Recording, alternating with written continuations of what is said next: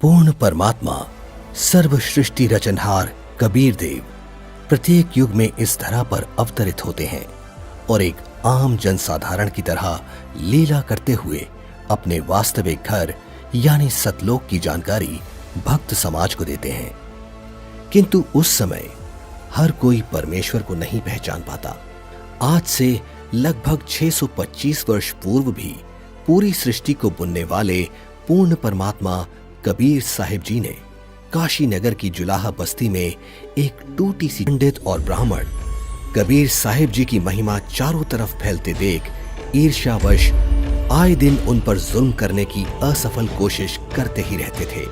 उन्हीं में से एक थी राजा सिकंदर लोधी के धार्मिक पीर शेख तकी द्वारा काशी में भंडारे की झूठी चिट्ठियां डालकर परमेश्वर कबीर जी को बदनाम करने की साजिश।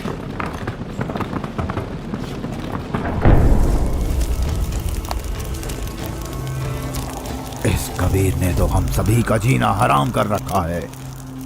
हमने उसे मारने की कितनी बार कोशिश कर ली, लेकिन वो हर बार किसी ना किसी तरह बच ही जाता है। अब नहीं बच पाएगा। अब की बार मैं ऐसा पैंतरा फेंकूंगा कि उसे काशी छोड़कर भागना ही पड़ेगा। ऐसा क्या सोचा है पीर जी? पास आओ।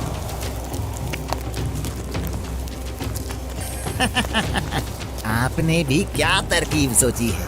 अब तो उसके लिए भारी मुसीबत आने वाली है। अगले ही दिन से एक पत्र भारतवर्ष के कोने कोने में सभी मठों, आश्रमों, मंदिरों में पहुंचने लगा।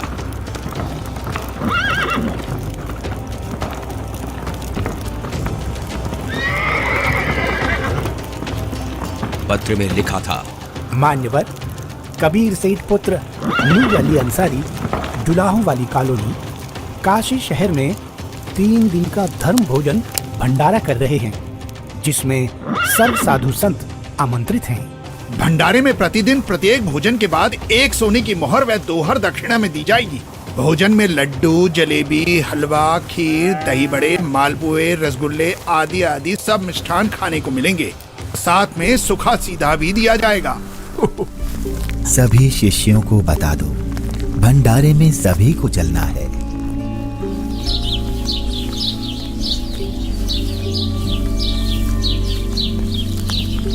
जगह जगह झूठी चिट्ठी के पहुंचते ही हर तरफ भंडारे की चर्चा होने लगी, जिसके बाद सोने की मोहर और दोहर के लालच में पूरे देश से लाखों की संख्या में लोग काशी में निश्चित दिन से पहले वाली रात्रि को ही पहुंचने लगे और देखते ही देखते पूरी काशी नगरी भंडारे में आए साधु संतों से भर जाती है।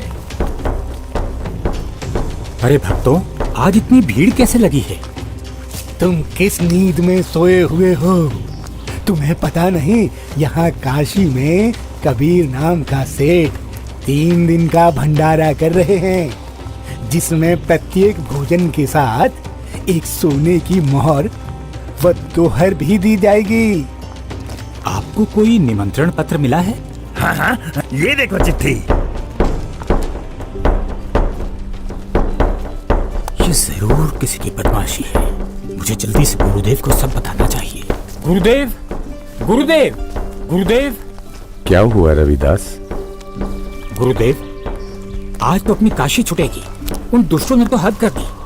आपके नाम की झूठी चिट्ठी बंटवा रखी है कि कबीर सेठ पुत्र नीरू 3 दिवसीय भंडारा करेगा, जिसमें प्रत्येक भोजन के बाद खाने वाले को 1 सोने की मोहर और 1 दोहर भी दी जाएगी। अच्छा। और अब उस झूठी चिट्ठी को लेकर लाखों की तादाद में लोग भंडारे के लिए आए हुए हैं।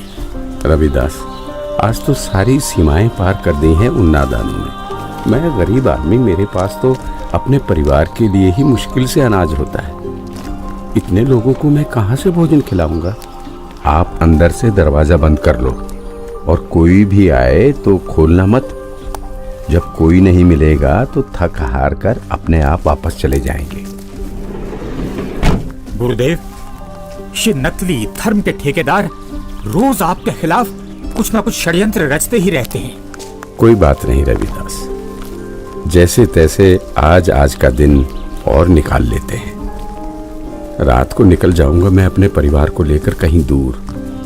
तंग आ चुका हूं मैं इनके इन रोज रोज के कारनामों से। मैं बोलता सच्चाई हूं और ये समझते उसको निंदा है। आ जाओ रविदास, बैठ जाओ। दोनों भगवान को याद करते हैं। आपत्ति के समय उसी को याद करना चाहिए। वही सबकी लाज रखते हैं, हमारी भी रखेंगे। जिसके बाद परमेश्वर कबीर जी अपने 2 रूप धारण कर एक रूप में तो रविदास जी के साथ झोपड़ी में विराजमान रहते हैं तथा दूसरे रूप में ऊपर सतलोक में पहुंच जाते हैं।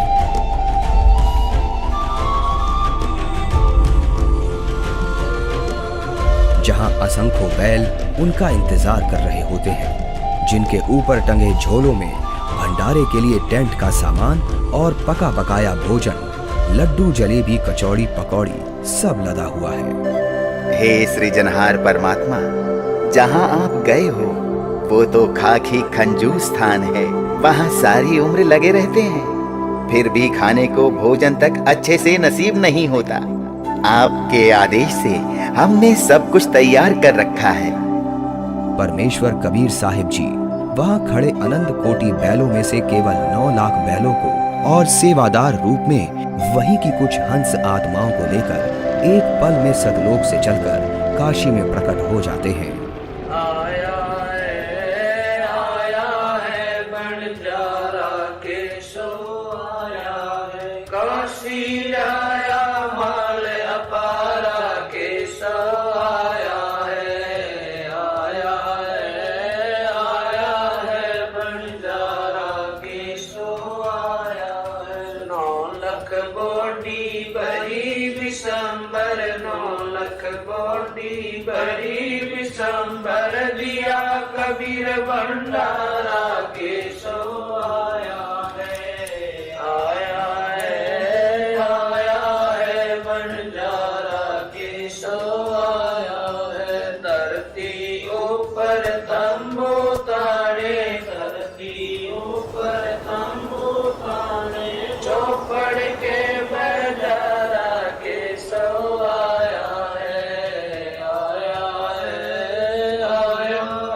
बंजारा केशो आया है।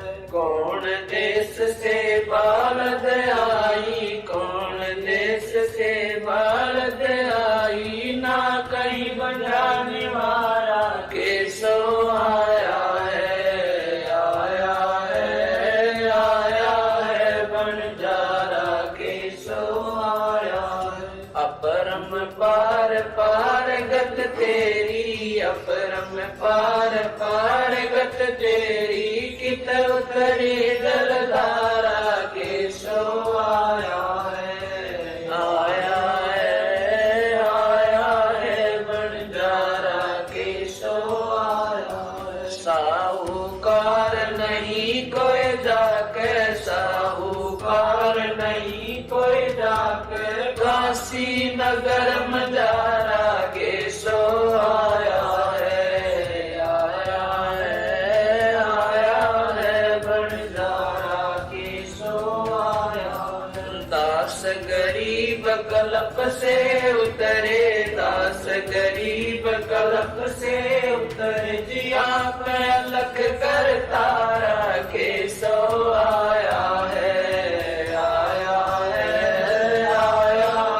बंजारा केशो आया है। दास गरीब कल्प से उतरे, दास गरीब कल्प से उतरे, जिया पे अलग कर तारा केशो आया है बंजारा केशो आया है।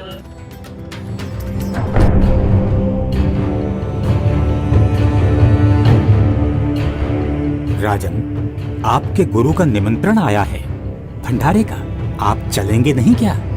गुरुदेव भंडारा करें और मैं न जाऊं, मैं अवश्य चलूंगा।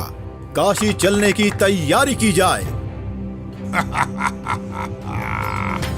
देखते ही देखते काशी शहर के चौपड़ के बाजार में परमेश्वर की दया से भंडारा शुरू हो जाता है। ऐसा स्वादिष्ट भोजन, वाह, जो खाता वो गुण गाते नहीं थक रहा था। सब्जी, पूड़ी, लड्डू, जलेबी, कचौड़ी, पकौड़ी, दही भल्ले, खीर, हलवा आदि जो कोई कुछ भी पकवान मांगता वो उसे खाने को मिल रहा था। और चिट्ठी में लिखे अनुसार प्रत्येक भोजन के बाद सभी को एक दोहर और एक सोने की अशरफी भी दी जा रही थी।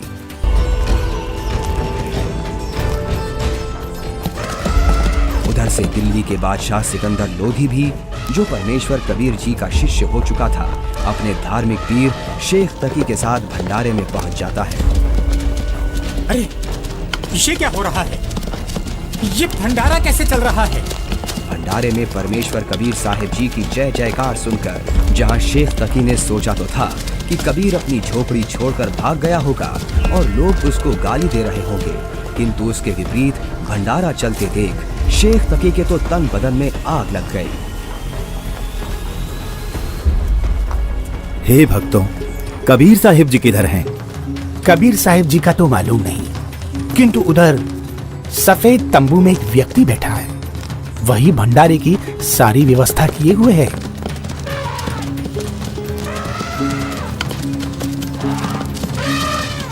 ये भंडारा कैसे चल रहा है?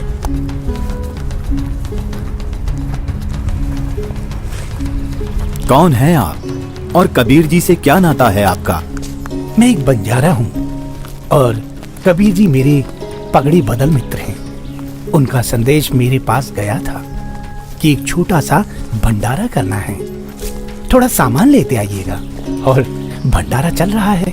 18 लाख आदमी भोजन कर रहे हैं, ये इसे छोटा सा भंडारा कह रहा है।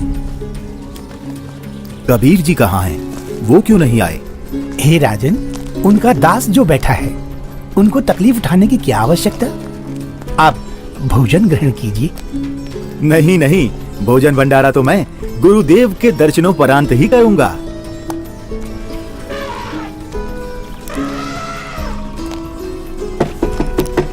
हे गुरुदेव, लगता है उन्होंने हमें यहाँ भी खोज लिया। भीड़ शायद घर पूछते पूछते यहाँ तक पहुँच गई है। कोई बात नहीं, आप दरवाजा मत खोलना, कुछ देर बाद अपने आप चले जाएंगे। दरवाजा खोलिए परवरदिगार, दिल्ली से आपका दास सिकंदर आया है। राजन, हम दरवाजा नहीं खोलेंगे। इन लोगों ने तो आज सभी हदें पार कर दी हैं। मेरे नाम से झूठी चिट्ठी डाल रखी है। मैं कैसे निकलूं बाहर? इस बनारस में कोई सेठ भी मेरा ऐसा जानकार नहीं है जो मुझे पैसे उधार दे दे। मैं तो बड़ी मुश्किल से ताना बुनकर अपने परिवार का पालन करता हूँ। इन लोगों ने मेरा जीना मुश्किल कर दिया है। बस आज रात होने का इंतजार है राजन। रात होते ही मैं अपने परिवार को लेकर कहीं दूर चला जाऊंगा। है परवरदिगार, आप मुझे नहीं बहका सकते। आप ही अल्लाह अकबर हो। आपने देखो वहाँ क्या रंग लगा रखे हैं। एक बार दरवाजा खोल दो दाता, दास आपके दर्शन करना चाहता है। खोल दो दरवाजा।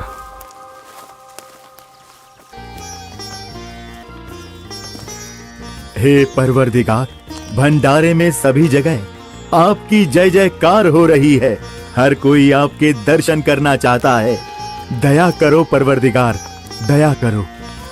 राजा सिकंदर लोधी के आग्रह करने पर परमेश्वर कबीर जी जैसे ही भंडारे में चलने के लिए खड़े होते हैं, तभी उनके सर पर अपने आप ही हीरे पन्ने से जड़ा हुआ एक बहुत ही सुंदर मुकुट आ जाता है और कुटिया से बाहर निकलते ही उस परम पिता पर आसमान से फूलों की वर्षा होने लगती है।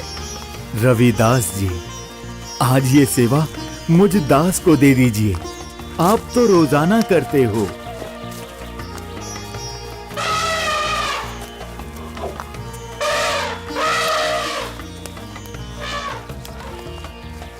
इनमें से कबीर जी कौन हैं? जिस पर बादशाह सिकंदर लोधी चवर कर रहे हैं, वही कबीर हैं।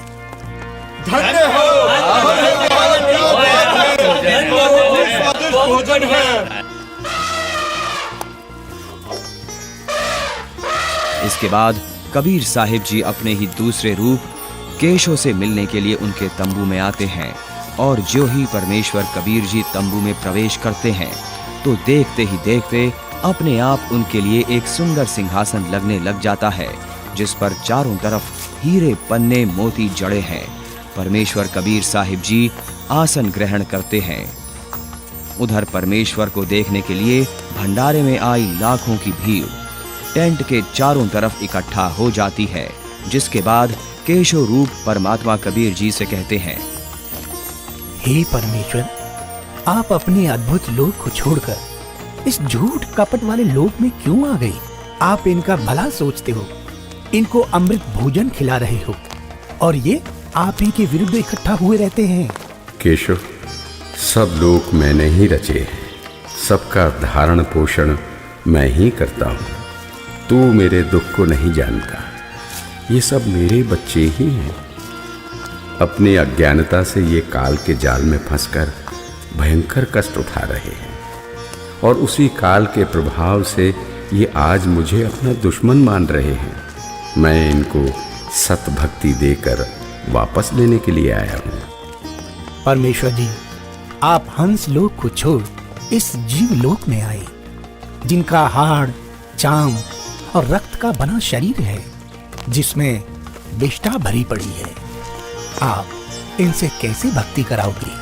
केशव, भैंस या गाय आदि को बच्चा होने से पहले उसमें सिर्फ हाड़ चाम होता है, दूध नहीं होता। और जब बच्चा हो जाता है तो उसी हाड़ चाम के शरीर से दूध की बाल्टी भी भर जाती है।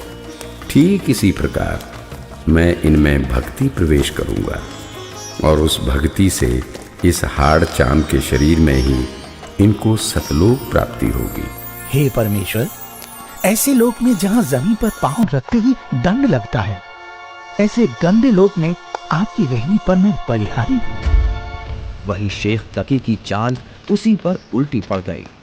उसने लोगों को इकट्ठा तो इसलिए किया था कि कबीर किसी को भोजन करा नहीं पाएगा और लोग उसको गालियां देंगे, लेकिन कबीर जी ने उन इकट्ठा हुए लाखों भक्तों को 3 दिन तक मोहन भोजन भी खिलाया और सोने की मोहर व दोहर देकर सत्संग से उनका अज्ञान अंधेरा भी हटाया।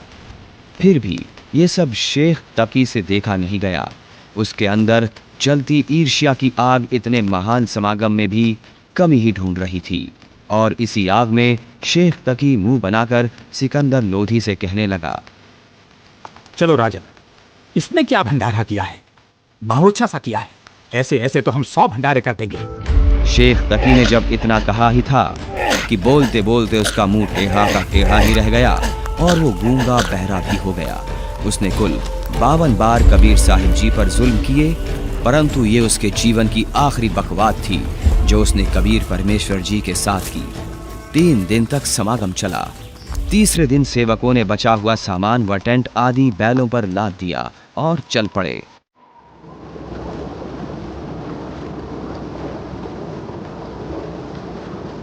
गंगा में पानी ज्यादा है, इसे अभी पार नहीं किया जा सकता।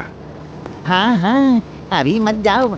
बंजारे और बैल जैसे ही गंगा के किनारे पहुंचे तो गंगा का पानी एकदम कम हो जाता है और फिर सारे बैल निकल जाते हैं, जिसके बाद गंगा का पानी फिर से ओवरफ्लो होकर बहने लगता है, जिसे देख वहां खड़ी भीड़ आश्चर्यचकित रह जाती है। जाइए केशव, कहीं आपके बंजारे दूर ना निकल जाएं।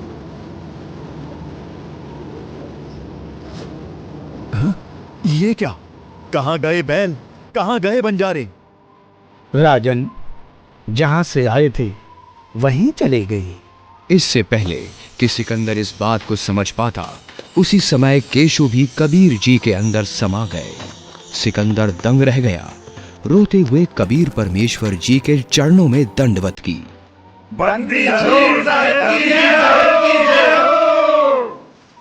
इस प्रकार परमेश्वर कबीर साहिब जी ने उन दुष्टों की इस साजिश को भी नाकाम करते हुए यह लीला की और भक्त समाज के सामने एक उदाहरण पेश किया कि चाहे कोई गरीब हो या अमीर, भगवान की भक्ति हर इंसान कर सकता है।